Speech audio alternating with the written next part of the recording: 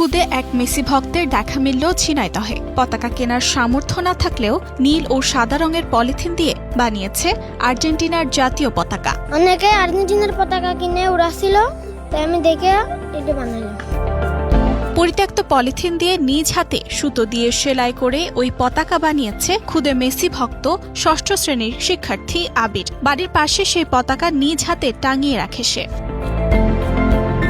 Messi ভক্ত এই খুদে আর্জেন্টিনার সমর্থকের ছিল না প্রিয় খেলোয়াড় মেসির জার্সি। তবে আর্জেন্টিনা ও মেসির প্রতি আবিরের এই ভালোবাসা ও আবেগের খবর শুনে তার বাড়িতে উপহার নিয়ে উপস্থিত হন আর্জেন্টিনা ফ্যান ক্লাব ঝিনাইদহের সদস্যরা। অ্যাডমিন প্যানেল আমরা সাথে সাথে তাকে একটি বল, তারপরে একটি জার্সি, নাম শো আমরা তার উপহার দিতে আসি। সবার প্রতি আমার অনুরোধ থাকবে যে আমরা এভাবে বাচ্চাদেরকে উদ্বুদ্ধ করব খেলার প্রতি।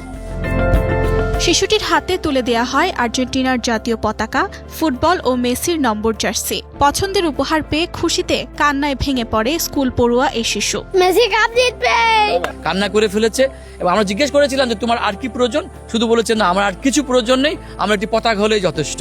এই যে একটি লোভহীন শিশু, এই যে তার কাছে একটি পতাকাই যথেষ্ট, সে চাইলে কিন্তু একটি জার্সি চাইতে পারতো, একটি ফুটবল চাইতে পারতো, কিন্তু সেটা কিন্তু চাইনি।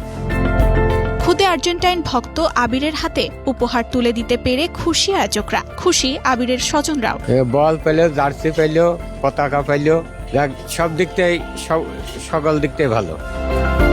মোবাইল ফোনের আসক্তির এই সময়েও ক্রীড়ামুখী প্রজন্মের এক উজ্জ্বল দৃষ্টান্ত যেন আর্জেন্টিনার এই খুদে ভক্ত আবির। উর্জিতা শেহজিন, স্টার নিউজ।